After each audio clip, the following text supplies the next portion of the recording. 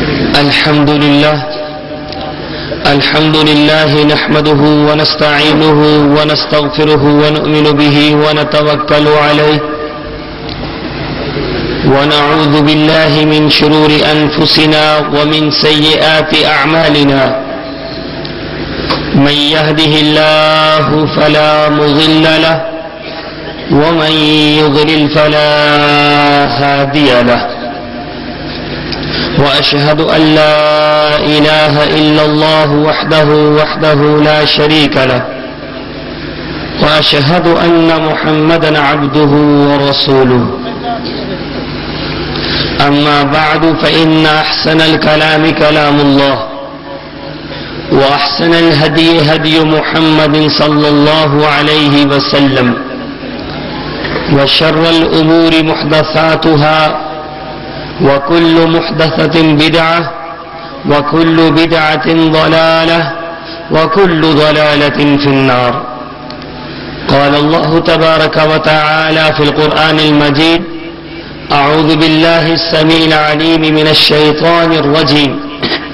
بسم الله الرحمن الرحيم.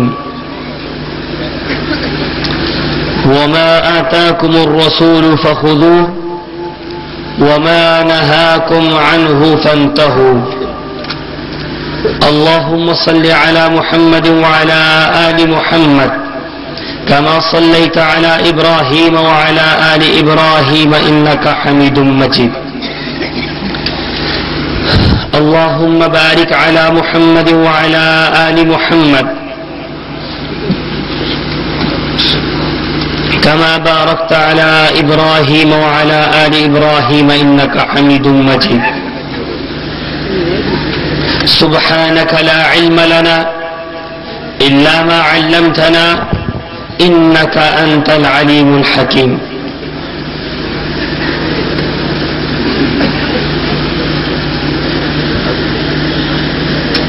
توحید کی امانت سینوں میں ہے ہمارے، توحید کی امانت سینوں میں ہے ہمارے، آسان نہیں مٹانا نام و نشاں ہمارا. قابل قدر علماء کرام اور ڈیرہ غازی خان کے رہنے والے غیور مسلمانوں،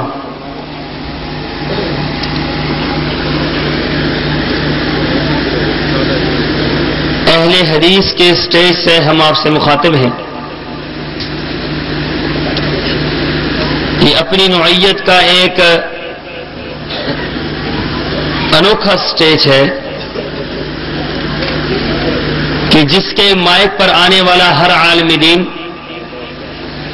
ایک انوکھے انداز سے لوگوں کو قرآن اور حدیث کی دعوت دیتا ہے.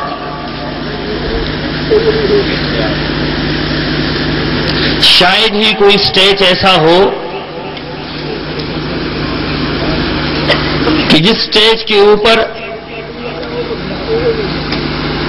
ہر مکتبہ فکر سے آیا ہوا، ہر مکتبہ فکر سے اہل حدیث ہوا عالم دین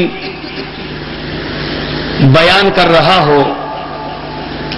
یہ واحد اہل حدیث کا سٹیج ہے. آپ کو اس مائک کے اوپر شیعہ سے اہل حدیث ہوا آپ کو ملے گا، بریلویوں سے اہل حدیث مسلک قبول کیا ہوا عالم دین آپ کو ملے گا، دیوبندیوں سے اہل حدیث مسلک قبول کیا ہوا عالم دین آپ کو ملے گا.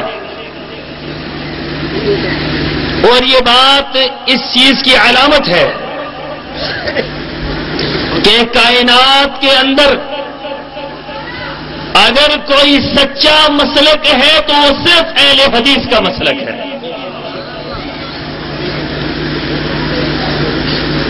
اپنا مسلک چھوڑ کر کوئی شخص کسی دوسرے مسلک میں نہیں جاتا.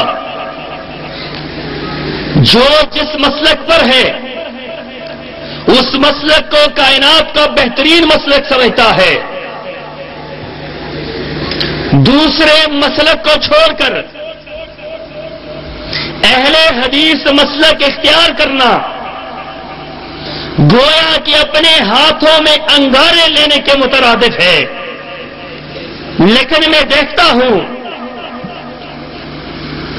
پاکستان کے کونے کونے میں بلکہ پوری دنیا کے اندر آپ کو ہر جگہ ایسے علماء کی بڑی جماعت میسر ہوگی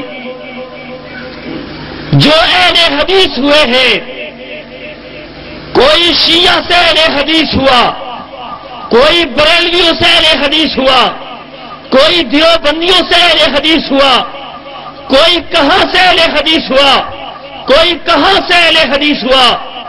اور یہ بات اس بات کی علامت ہے کہ کائنات کا ہر شخص چاہے وہ کسی مسلک میں ہو وہ مسلک اہل حدیث کو حق کا مسلک سمجھتا ہے. کوئی مانے نہ مانے, کوئی اقرار کرے نہ کرے, کوئی اس بات کو تسلیم کرے نہ کرے, لیکن لوگ اپنی محفلوں کے اندر اس بات کا اقرار کرتے ہیں کہ ہم ان کو مانے یا نہ مانے لیکن ہے یہ حق پر. الحمدللہ حق پر کیسے نہ ہو. آپ ان کی دعوت تو دیکھیں. اور میں تمہید کے طور پر یہ بات عرض کر دوں کہ یہاں سے جو بات بیان ہوگی وہ کتاب و سنت کی روشنی میں بیان ہوگی. ہم یہاں کسی کو تنگ کرنے نہیں آئے, ہم یہاں اختلاف اور اختلاف ڈالنے نہیں آئے, ہم یہاں کسی کو تان و تشریح کا نشانہ بنانے نہیں آئے. ہم اس نبی کے ماننے والے ہیں جو نبی اغیار کی گالیاں سن کر بھی دعاؤں کے لیے ہاتھ بلند کر دیا کرتا تھا. ہم کسی کو کچھ نہیں کہیں گے لیکن یہ اختیار آپ کو حاصل ہے. ہماری کوئی بات کتاب و سنت کے مخالف نظر آئے آپ اس کی اصلاح کر سکتے ہیں. ہم اللہ کے فضل سے جس اسٹیج سے جو بات بیان کریں گے اگر وہ کتاب و سنت کے مخالف ہو اسی اسٹیج سے ہم رجوع کرنے کا حق رکھتے ہیں. اللہ کے فضل سے اسی اسٹیج سے رجوع کریں گے. تو میں بات بیان کر رہا تھا یہ مسئلہ کیوں سچا ہے.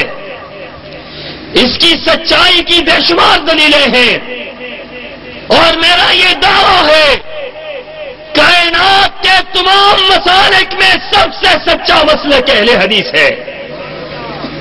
جس طرح مجھے رب کی وحدانیت میں کوئی شک نہیں ہے, نبی پاک کے خاتم النبیین ہونے میں کوئی شک نہیں ہے, اسی طریقے سے قرآن کے من جانب اللہ ہونے میں کوئی شک نہیں ہے, اسی طریقے سے مجھے مسلک اہل حدیث کے حق ہونے میں کوئی شک نہیں ہے. مجھے یقین ہے جس طرح رب کی وحدانیت پر یقین ہے, محمد رسول اللہ کے خاتم النبیین ہونے پر یقین ہے, اسی انداز سے مسلک اہل حدیث کے حق ہونے پر مجھے یقین ہے. اس کی وجہ کیا ہے؟ کائنات کا ہر شخص کہتا ہے ہمارا مسلک سچا ہے. ہم یہ بات کہتے ہیں ہمارا مسلک سچا ہے. آؤ دلائل کے میدان میں آ کر دیکھو جو اپنے مسالک کو سچا کہتے ہیں ان کی دعوت کیا ہے. جو کہتے ہیں ہمارا مسلک سچا ہے, کوئی کسی امام کی دعوت دیتا ہے, کوئی کسی فقہ کی دعوت دیتا ہے, کوئی کسی اجتہاد کی دعوت دیتا ہے, کوئی کسی امام کی دعوت دیتا ہے, کوئی کسی بزرگ کی دعوت دیتا ہے, کوئی کسی پیر کی دعوت دیتا ہے, کوئی کسی علاقے کی دعوت دیتا ہے, کوئی کسی بستی کی دعوت دیتا ہے. اپنے آپ کو لوگ حق پر بھی کہتے ہیں لیکن کتاب و سنت سے ہٹ کر دعوت بھی دیتے ہیں. آؤ مسئلہ کے اہل حدیث ہم کہتے ہیں ہم حق پر ہیں. اس کی بنیادی وجہ یہ ہے ہم صرف لوگوں کے سامنے رب کا قرآن رکھتے ہیں, محمد رسول اللہ